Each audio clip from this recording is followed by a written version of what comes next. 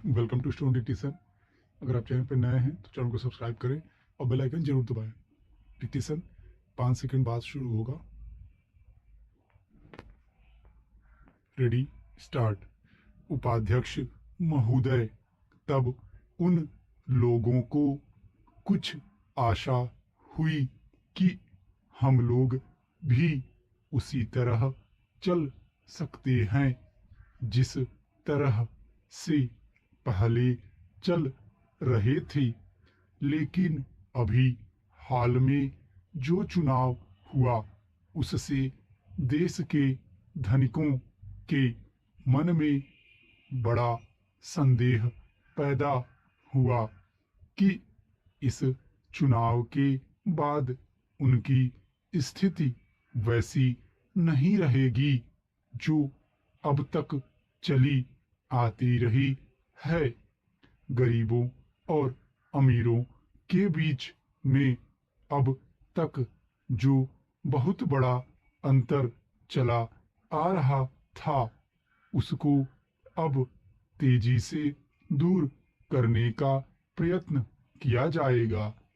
श्रीमान, मैं आपका बहुत ही आभारी हूँ जो आपने सदन में चालू वर्ष के बजट पर अपने विचार प्रकट करने का अवसर दिया है।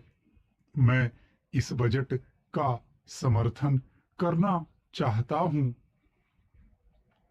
श्रीमान, मैं सबसे पहले अपने दल के नेता प्रधानमंत्री को इस बात के लिए बधाई देना चाहता हूँ कि उनके नेतृत्व में देश में कांग्रेस दल को स्पष्ट बहुमत मिला और इसके फलस्वरूप यहाँ पर केंद्र में एक ऐसी सरकार का गठन हुआ जो कि देश में वास्तव में समाजवाद लाना चाहती है।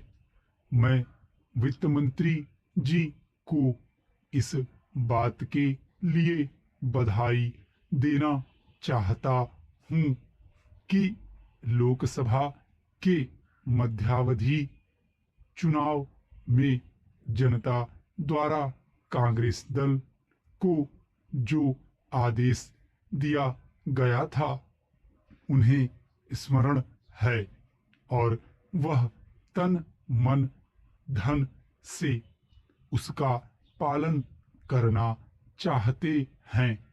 वह आदेश था देश में सामाजिक और आर्थिक विषमता दूर करने का, देश से गरीबी, बेकारी और बेरोजगारी को हटाने का और देश के जो पिछड़े हुए हिस्से हैं उनका पूरा विकास करने का।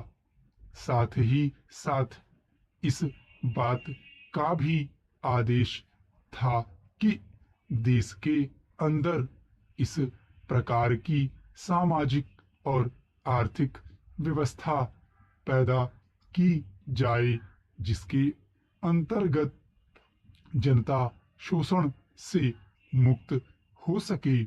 श्रीमान, यह ठीक है कि देश में कृषि के क्षेत्र में उत्पादन में वृद्धि हुई है, परंतु इसके साथ ही साथ यह भी दृष्टि में रखना चाहिए कि लागत में भी पूरी वृद्धि हुई है।